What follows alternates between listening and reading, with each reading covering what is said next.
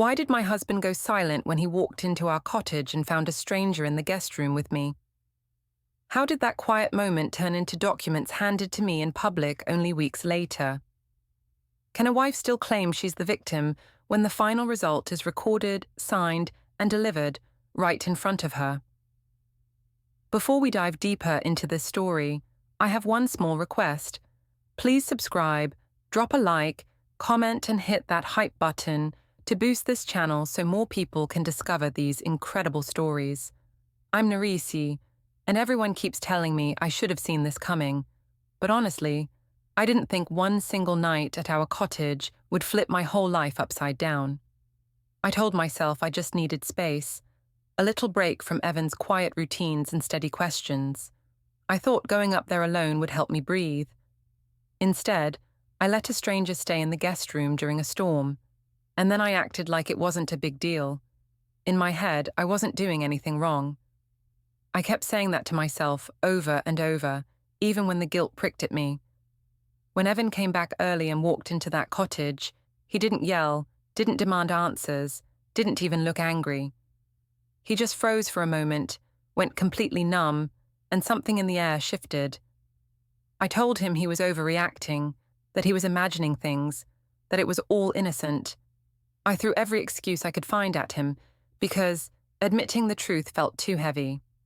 I didn't realize then that his silence meant everything had already changed, and that the real consequences were going to come later, calmly, legally, and in public. I'm not proud of how it started, but I also don't think I was as wrong as everyone keeps saying. I needed space. That's what I told myself when I packed my weekend bag and left our apartment before Evan even finished brushing his teeth. The air in that place had felt heavy for weeks, and I kept telling him I needed quiet, not his slow questions about my mood or his careful suggestions about talking things through. He never understood that talking was the last thing I wanted. I needed to breathe without someone watching my face for clues. The drive up to the cottage was supposed to clear my head. The trees looked washed out from the early morning rain, and the road felt too empty, almost like it was giving me permission. I played music loud, louder than Evan liked, and I told myself I deserved a day where I didn't have to answer to anyone. I even said aloud, "It's not running away, it's healthy," even though no one was there to hear me. When I reached the cottage, everything smelled like pine and old blankets. I dropped my bag by the sofa and opened every window. The place had always been Evan's idea of peace, but to me it usually felt like a shrine to silence. This time, though, it felt good to be alone. I walked from room to room, making mental notes of things I thought Evan should have fixed months ago. A loose curtain rod, a squeaky hinge, a lamp that flickered. I told myself he never listened to me about anything practical, so why should I listen to him about emotional things? By noon, the clouds started rolling back in. I didn't want to sit inside all day, so I drove into the small town near the lake. The cafe there was predictable, with its mismatched chairs and chalkboard menus, but it felt better than staring at walls. I ordered a sandwich, sat by the window, and told myself I was doing something good, something nurturing.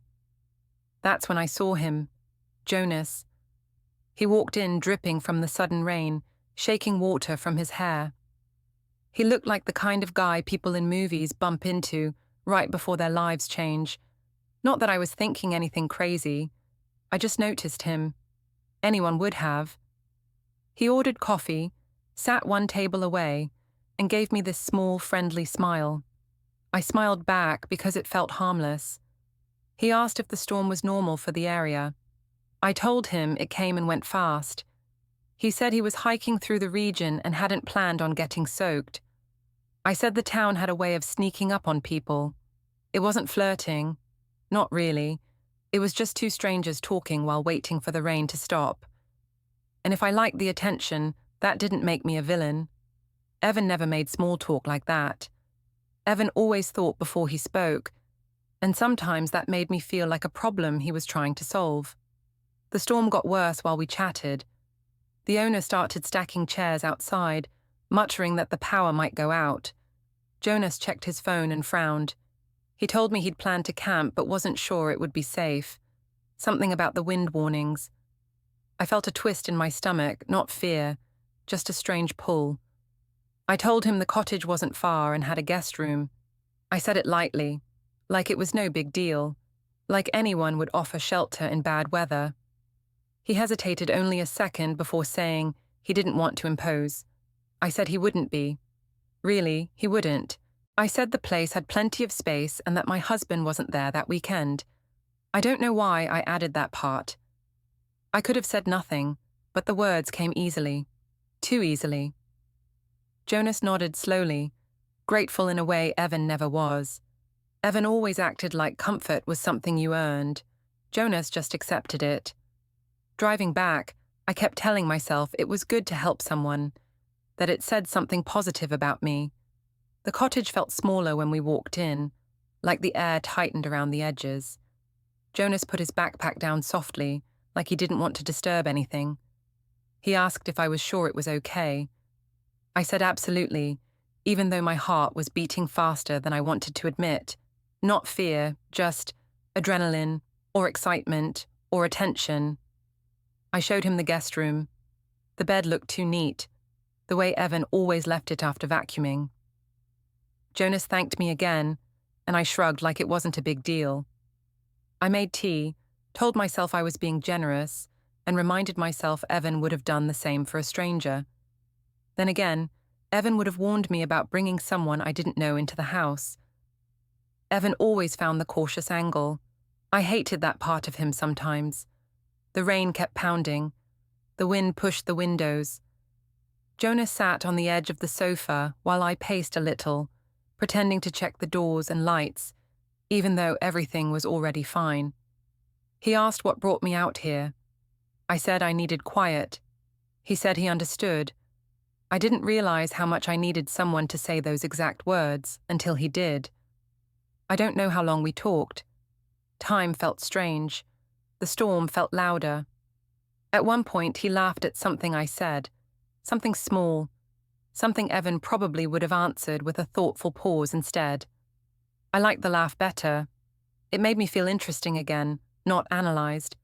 But then my phone buzzed on the counter. Evan's name lit up the screen. I didn't open it. I turned the phone face down and told myself I'd call him later. Jonas didn't ask anything, didn't push, didn't judge. The room felt warmer after that, too warm. I told myself nothing was happening. I told myself offering a room wasn't a betrayal. I told myself Evan would trust me. But even then, even in that moment, a part of me felt the floor shift just a little, like the house knew something I refused to see. Still, I didn't send Jonas away. I didn't answer Evan's message. I let the storm trap us there, and I convinced myself it wasn't my fault. I said I deserved a night without questions, and if Evan worried, he'd get over it. He always did. I didn't know then how fast everything would collapse. I didn't know a single choice could echo that loudly. I thought I had time to fix things later, and I told myself over and over that nothing had truly begun yet, so nothing could possibly go wrong. I didn't want to deal with the awkward air in the cottage the next morning, so I left before Jonas woke up. I told myself I needed coffee from the town bakery, not that I was avoiding the sight of a stranger sleeping in a room my husband cleaned every spring. I kept repeating that nothing happened, so there was nothing to feel guilty about. Still, my chest felt tight as I walked through the cold morning air. The bakery was crowded with families grabbing cinnamon rolls and weekend tourists asking for directions. I ordered a latte and scrolled through my phone to distract myself. That's when I saw the message from Lara, my sister. She'd posted a joke photo of me from last year's beach trip, tagging everyone in our circle. I replied with a laughing emoji, even though I wasn't laughing. She called right after. I stepped outside to answer. She asked why my voice sounded strange. I said it was just the weather. She asked where Evan was. I said he was busy, which wasn't even a lie, just incomplete. Lara said she and Theo were hosting a dinner that night for my birthday early because they were traveling next week. I almost said no, but refusing would start questions I didn't want. I drove back to the cottage, practicing excuses in my head. When I stepped inside, Jonas was in the kitchen, hair still damp, wearing the shirt he'd washed in the sink. He thanked me for the shelter and said he'd leave soon. I told him not to rush, but also reminded myself that having him around was too much. He finished packing quickly. Before leaving, he asked if everything was okay. I said yes, of course, even though the lie scratched at my throat. After he left, the cottage felt too quiet again. I cleaned the guest room, changed the sheets, opened windows, then closed them because the air felt too cold. I wanted the day to move faster. The drive back home felt heavier than the drive out. The closer I got to the city, the more I felt the weight of what I had done, not the act itself, but the secrecy. I told myself it wasn't secrecy, just privacy. That word felt safer. When I got home, Evan's car was already there. My stomach flipped. He usually texted before coming back early from errands. I walked inside and found him in the kitchen, unpacking groceries. He looked tired, not angry, not suspicious, just tired. I said he didn't need to do all that. He said he wanted to help. His voice was calm, the same calm that made me feel like he never took things seriously enough. He asked how the cottage was. I said peaceful. He asked if the storm was bad. I said it wasn't too bad. He didn't push further. That should have made me feel safe, but instead it annoyed me. Why couldn't he read me? Why didn't he sense the stress in my voice, the tension in my shoulders? I felt guilty he didn't know anything, then annoyed at him for not knowing. I got ready for the dinner at Lara's. When we arrived, the living room was already crowded. My family had a way of making everything loud, laughing, talking over each other, telling stories that grew messier with every retelling. The moment we walked in, Lara hugged Evan first, then me. She had always liked him more than she admitted. At dinner, she made one too many jokes about me, escaping to my cottage retreat. Theo laughed and asked if Evan survived the weekend alone. Everyone laughed. Evan smiled politely. I said it was just a normal weekend. Lara asked what I even do up there by myself. I shrugged and said I enjoyed the silence. Then she joked that maybe I needed silence because someone was too boring at home. She pointed her thumb at Evan. Everyone chuckled. Everyone except him. That tiny pause, that tiny silence around him, hit harder than I expected. I tried to soften it, saying he wasn't boring, just predictable in a comforting way. But the tone came out wrong, sharper than I meant. Lara snorted. Theo raised an eyebrow. Evan looked at his plate. The conversation moved on, but the mood shifted. I kept glancing at Evan, waiting for him to defend himself or laugh it off. He didn't. He just stayed quiet, eating slowly, shoulders stiff. After dinner, as we stood around the kitchen island eating cake, Lara pulled out her phone and showed us photos from last year's cottage trip. Somehow, while swiping, she opened her socials, and there it was, a photo someone from the cafe had taken that morning. Me sitting by the window with Jonas behind me, blurry but close enough to recognize. The caption said, "Storm buddies waiting for the rain to stop." It wasn't incriminating. It wasn't even focused on us. But the timing was awful. Lara joked, asking who the woodsman behind me was. I laughed too loudly and said he was just a random guy talking about the weather. Evan didn't react, didn't raise his voice, didn't question me. He only looked at the photo for a second and then looked away. That calmness made me panic. If he had asked questions, I could have defended myself. If he had accused me, I could have gotten angry. But the quiet made everything feel heavier. When we left the house, the night air felt thick. In the car, Evan asked if I had fun. I said yes, even though my throat felt tight. He nodded, eyes on the road. No irritation, no suspicion, just a strange stillness. I told him Lara exaggerated everything and that the photo was nothing. He said he didn't say it was something. His voice was gentle, almost too gentle. I hated that tone. It made me feel like I was a child caught lying but not punished. When we got home, he showered and went to bed early. I stayed in the kitchen scrolling through my phone, staring at that photo. The longer I looked, the more wrong everything felt. Why did someone take it? Why did Jonas look so close? Why did the storm make the moment look more intimate than it was? I told myself it wasn't my fault the picture existed. I told myself people misunderstood harmless things all the time. I told myself Evan would forget it in a day or two. But when I finally walked into the bedroom, his back was turned, and the space between us on the mattress felt wider than it ever had before. I lay down carefully, trying not to disturb him, telling myself everything would fade by morning. It didn't. The silence beside me felt alive, like a warning I refused to hear. I woke up the next morning feeling restless, the kind of restlessness that hits before your eyes even open. Evan was already gone. His side of the bed was smooth, like he hadn't slept there long, if at all. A faint smell of his coffee lingered in the kitchen, 2 mugs on the counter, his rinsed, mine still dirty from last night. The distance between them felt like a message he didn't say out loud. I told myself not to overthink it. He was probably just busy, or tired, or trying not to bring up the photo from Lara's house. I convinced myself the problem was his silence, not my choices. That thought kept me steady enough to get dressed and leave for work. At the office, the day started normally until I stepped into the break room and felt everyone's eyes flick toward me and then away, like they rehearsed it. Megan from accounting made this small smile, the type you give someone when you think you know something about them. I asked what was wrong.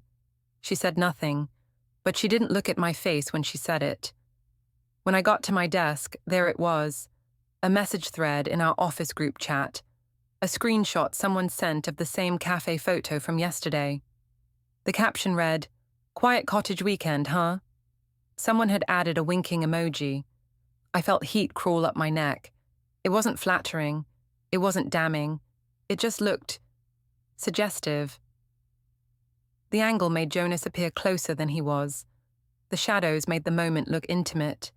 And the worst part was, nothing I said would erase the image people had already built. I typed a response saying it was a storm photo, nothing more. But the more I explained, the worse it sounded. Megan typed back, "No judgment, girl. We all need breaks." I hated the way she said that, like she knew anything about my marriage. I put my phone face down and marched to the Riverside Cafe for lunch. I needed to breathe. The water looked calm, and the breeze helped clear my head. I kept telling myself everything was getting blown out of proportion. That if Evan cared, he would have said something. That maybe his silence wasn't anger, but acceptance. While I waited for my food, my phone buzzed again. This time a photo someone had taken behind me in the cafe. A co-worker, apparently. They captioned it, "Spotted again." I spun around, searching the tables, but whoever took it had already left. My heart thumped in irritation. Why was everyone watching me? Why couldn't people mind their own lives? When I got back to the office, Theo called. He never called me during work hours. I answered, trying to sound light. He asked if everything was okay with me and Evan. His tone made my stomach turn. I told him people were overreacting to a harmless moment. He paused, then said Evan seemed off at dinner and that he didn't want to step into our marriage, but thought I should talk to him honestly. I got defensive, of course. I said he was taking Evan's side. He said he wasn't taking sides at all. He just didn't want things to get worse. The way he said worse made me feel small. I ended the call sooner than I should have. When work ended, I walked to my car and noticed a couple near the far end of the parking lot whispering while glancing at me. The woman held up her phone like she was filming something behind me. I turned, confused, until I realized she was recording me, or pretending not to record me. The sensation made my skin itch. I got into the car quickly and slammed the door harder than I meant to. I didn't even start the engine right away. I just sat there, breathing fast, trying to keep my calm. I told myself they were overreacting, that they were twisting a harmless moment into gossip because their own lives were boring. On the drive home, traffic felt endless. I kept rehearsing different explanations for Evan, imagining him being understanding, maybe even apologizing for letting the jokes at dinner go on too long. That mental version of him made me feel safer. When I got home, the apartment was neat, too neat. Evan had organized the mail, folded blankets on the couch, even lined up the shoes by the door. He never did that all at once. I asked if everything was okay. He said yes, quiet, polite. He asked how work went. I said fine. The silence that followed wasn't comfortable. Over dinner, the quiet stretched between us like a wire pulled too tight. I asked if something was bothering him. He said he didn't want to assume anything. His tone was careful, almost clinical. I hated it. I told him he was acting like I had done something wrong. He looked at me for a long moment before saying he wasn't acting, he was observing. That word stung. I tried to lighten the mood by teasing him, saying he was being dramatic. He simply went back to eating. No laugh, no frown, just calm detachment. I couldn't stand that expression. I wanted him to show anything, annoyance, frustration, something I could fight against. But he gave me nothing. Later, I went to the Riverside Cafe again to clear my head. I didn't want to be home in that thick silence. I sat outside and watched the last of the daylight fade. The same stranger from the bakery, someone who clearly lived in town, walked past and smiled. At first, I smiled back automatically, but then she said, "Saw your storm photo. Cute." The word cute felt like an insult. I walked back to my car fast, deciding I'd had enough for one day. On my way home, my phone buzzed. A coworker had posted another photo of me leaving the office earlier, captioned, "She looks stressed." People had already added comments. I tossed the phone onto the passenger seat and kept driving. When I got home, Evan was in the living room. He had a spreadsheet open on his laptop, columns of dates and notes. I asked what he was working on. He said he was sorting things, voice completely neutral. I tried to look at the screen, but he closed the laptop gently before I could. I asked if he didn't trust me. He said trust wasn't something you perform, it was something you maintained. The phrasing made my chest tighten. I told him people were taking photos of me and spreading rumors. He asked why people would do that if it was all nothing. I snapped back that people love drama. He just nodded slowly, like he was storing that sentence somewhere in his mind. Before bed, he placed his mug on the opposite side of the counter from mine again. The distance between them felt intentional. I waited for him to come to bed, but he stayed in the living room. When I finally walked out to check, he was asleep on the sofa, blanket folded neatly over his legs. I watched him for a moment, expecting guilt to rise, but instead, I felt a strange mix of resentment and fear. Resentment that he wouldn't just confront me. Fear that his silence meant he already knew the whole story. I turned off the light and whispered to myself that everything would calm down soon, that people would forget the photos, that Evan would drop the strange coldness. But when I looked at the two mugs on the counter again, his clean, mine untouched, I felt the smallest crack form under my ribs, a quiet shift I tried to ignore. I told myself it was nothing. I'd told myself that many times lately. I woke up with a tight feeling in my chest, like the apartment itself was shrinking. Evan was already gone again. The silence he left behind had a shape now, sharp, cold, deliberate. I stood in the kitchen staring at the two mugs, the distance between them wider than before. His was rinsed and drying. Mine from last night sat untouched. I tried to tell myself it didn't mean anything, but I felt something settle heavily in my stomach.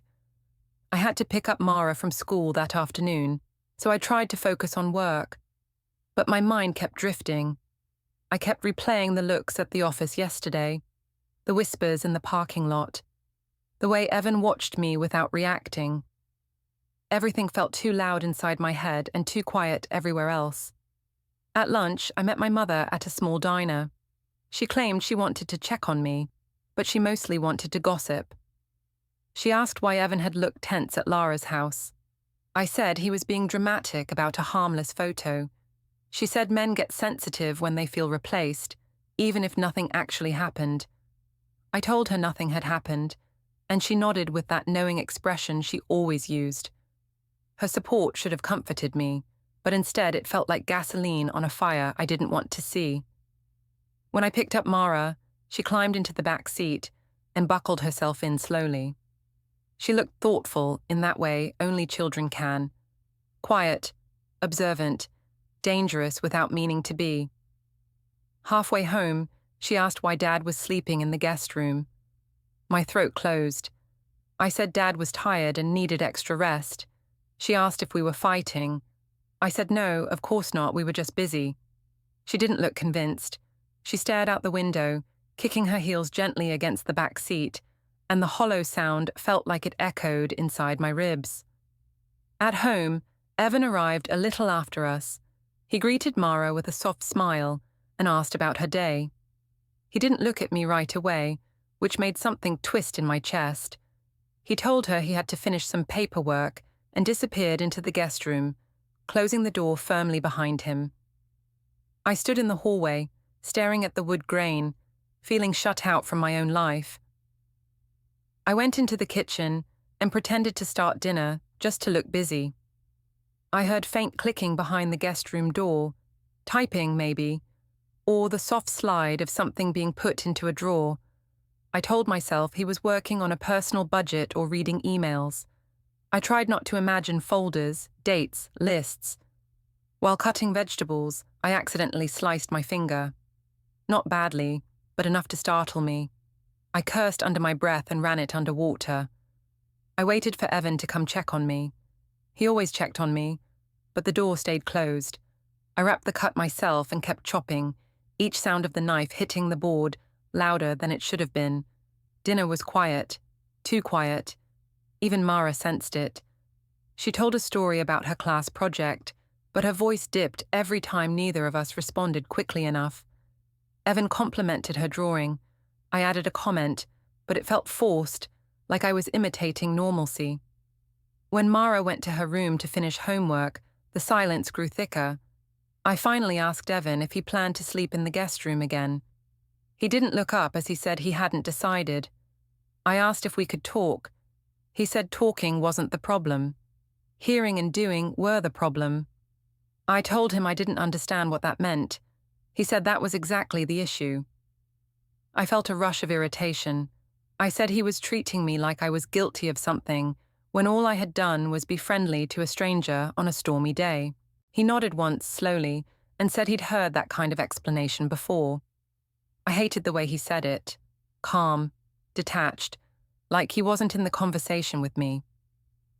The frustration made me leave the apartment. I didn't tell him where I was going. I just grabbed my jacket and left. I went to Lara's townhouse. She opened the door with a grin that faded fast when she saw my face. I told her people at work were gossiping and that Evan was acting strange. She invited me in, poured me wine, and said Evan needed to man up and stop being so insecure. Her certainty felt good in the moment, like permission to keep seeing myself as the wronged one. But Theo came home while we were talking. He listened for a bit without saying anything. Then he asked if I was being fully honest, with them or with myself. I snapped at him, saying he didn't know what he was talking about. He said he wasn't trying to fight, but he'd seen Evan yesterday and thought he looked upset in a way he'd never seen before. I said Evan was choosing to look upset. Theo didn't argue. He just said, "Sometimes people stop arguing because they're already done." That sentence stayed with me long after I left. When I got home, the apartment lights were dim. Evan was sitting on the couch, calm as ever. He asked if Mara had brushed her teeth. I said yes. He thanked me. Nothing in his tone suggested he cared where I'd gone or how long I'd been out. That made me angrier than any accusation would have. Before going to bed, I noticed the fridge calendar. There, in Evan's small, tidy handwriting, was a new entry. personal 11:40 a.m. downtown. I stared at it for a long time. I asked him what it was for. He said it was nothing I needed to worry about. I told him that hiding things wasn't helping. He said he wasn't hiding anything. He was organizing. The word scared me in a way I didn't admit. Later that night, I opened the bedroom window for air and saw Evan through the crack in the guest room door. He wasn't asleep. He was sorting papers into stacks. He moved slowly, methodically. Every few minutes, he typed something on his laptop. Then he placed a small USB drive under a folder labeled Household. My heart pounded, but I told myself I was overreacting. I told myself he was being dramatic because of the gossip. I told myself he'd drop this quiet routine soon, but when I finally closed the window and turned away from the door, I couldn't shake the feeling that the room I used to call ours was no longer a place he planned to stay. I spent the next morning pretending everything was normal, even though nothing felt normal at all. The apartment felt too neat again. Evan had already left before sunrise, leaving behind the same quiet trail he'd been leaving for days. His mug rinsed, his shoes lined up, the guest room door slightly open like an unfinished sentence. I stared at that door longer than I meant to. Something in me wanted to push it open and demand he talk to me, but another part of me was scared of what I might see inside. Another clean stack of papers, another list, another reminder that he was moving somewhere I couldn't follow. I forced myself to get ready and drove to the hardware store to pick up a new light bulb for the hallway. It was something small, something normal, something I thought might ground me. But the moment I stepped into the aisle, I saw a couple whispering and glancing in my direction. I didn't know them, but they seemed to know me, or thought they did. One of them nudged the other and muttered something I couldn't hear. I grabbed the first pack of bulbs I saw and walked away fast, pretending I didn't feel the sting. On the way home, I stopped at the community park because I didn't want to walk into the silence yet. Families were scattered across the grass. Kids were running. A group of mothers stood in a circle talking. I recognized one of them from Mara's school. She waved me over, but her smile was too bright, too careful. I joined them, trying to look relaxed. One of the moms asked if I had plans for the weekend. Another asked if everything was okay at home, her tone dripping with curiosity. I said everything was fine. They exchanged glances. I hated that. I hated the way people thought they knew anything about my life. When I finally got home, Evan was there, sitting on the couch with his laptop open. He didn't look up when I walked in. I set the hardware store bag on the counter, louder than necessary. Still nothing. I said I replaced the hallway bulb. He said, "Good." Calm. Flat. Nothing behind it. I sat beside him even though he didn't shift to make room. I told him I didn't deserve the cold shoulder, that the way he had been acting lately was pushing me away. He closed the laptop gently, so gently it made my stomach twist, and said he wasn't pushing me anywhere. He was just paying attention. I said he was overreacting to gossip and a stranger in a photo. He said reactions weren't the problem, patterns were.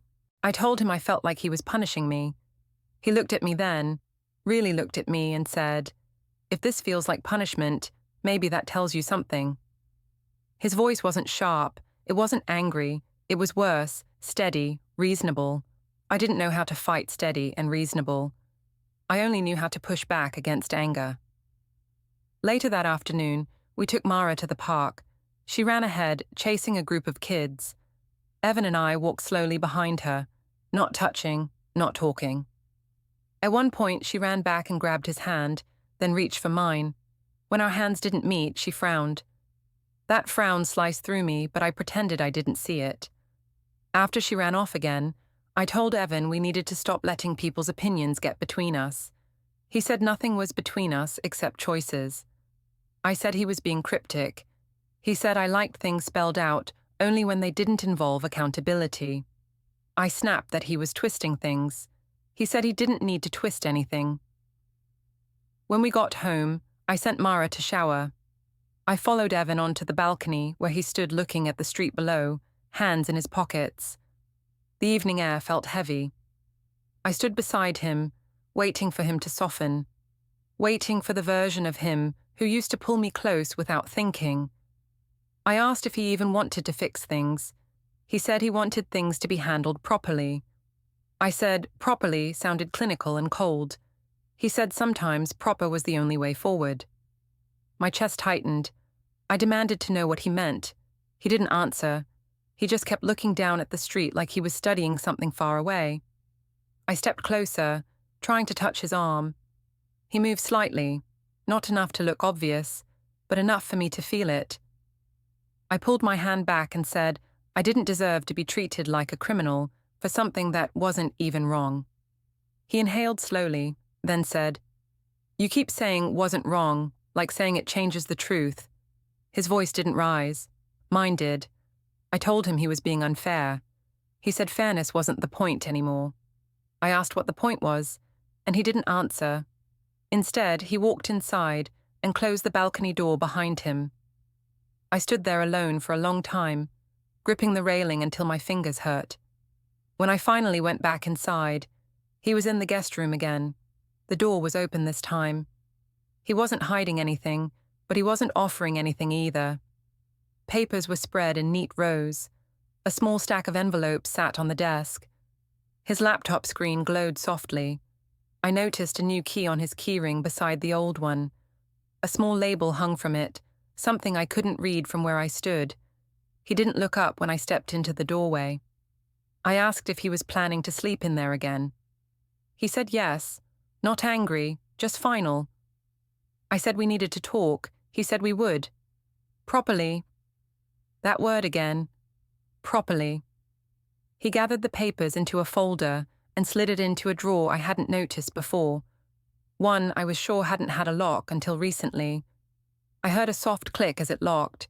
My stomach dropped. I asked what he was preparing. He said, "What I should have prepared a long time ago." Nothing dramatic, nothing emotional, just a fact spoken into the air. He walked past me toward the hallway. I reached out as if to grab his arm, but I stopped myself. Touch didn't feel like an option anymore. It felt like a violation. Before he turned into the kitchen, he said, "This isn't a fight. I'm done fighting." His tone was calm, too calm, the kind of calm that made the silence afterward feel enormous. I stood alone in the doorway of the guest room, trying to breathe evenly. I told myself he was bluffing. I told myself he was tired.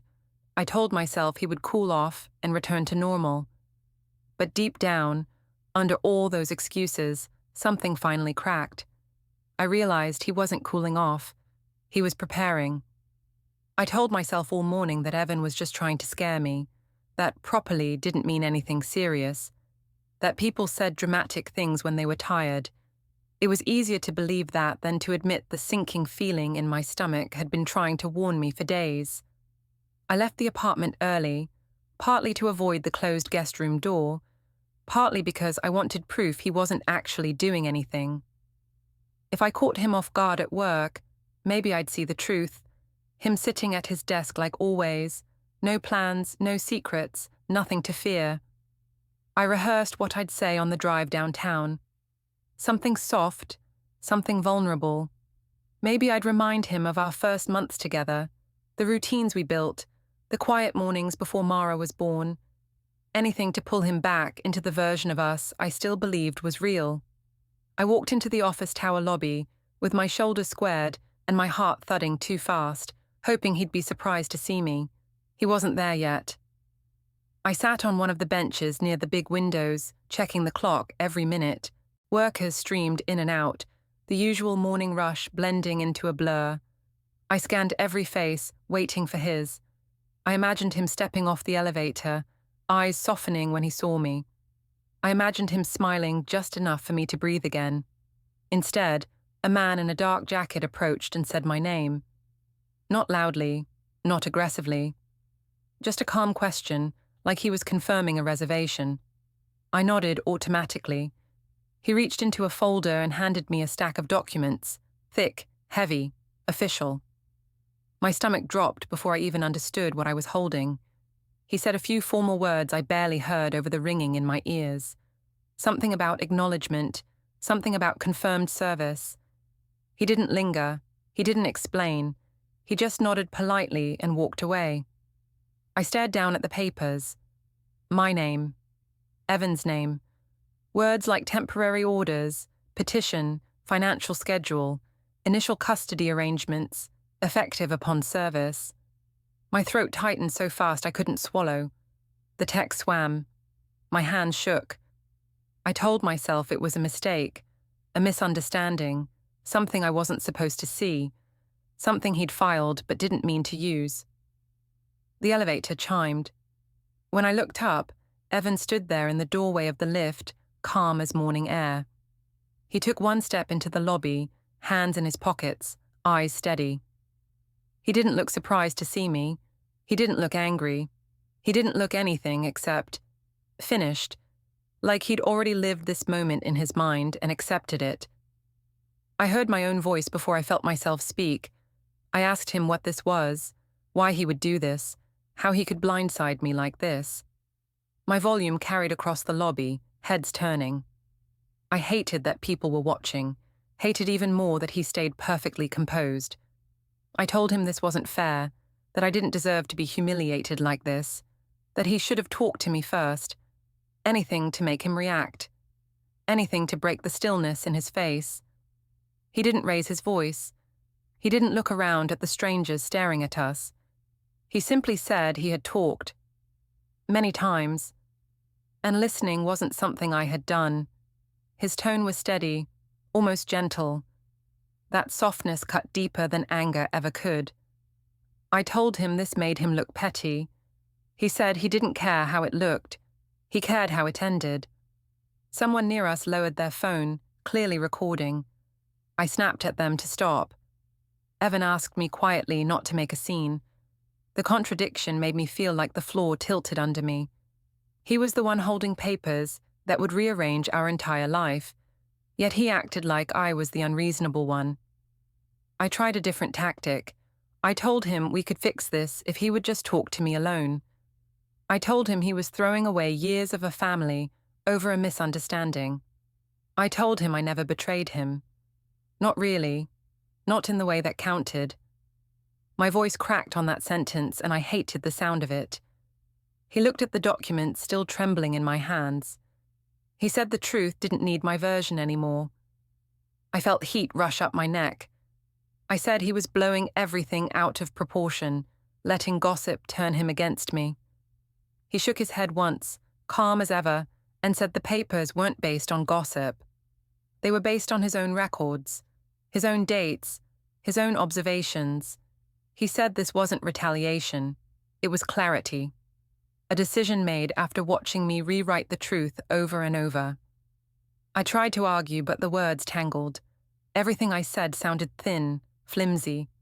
The strangers watching us didn't matter. The recording phones didn't matter. The weight of the papers in my hands was heavier than all of it. Mara's name appeared on one of the pages. My vision blurred. I whispered that he didn't have to do it like this. He said quietly that doing it privately hadn't worked for us before. So he chose a way with structure, a way with steps, a way he could rely on, a way that couldn't be talked away.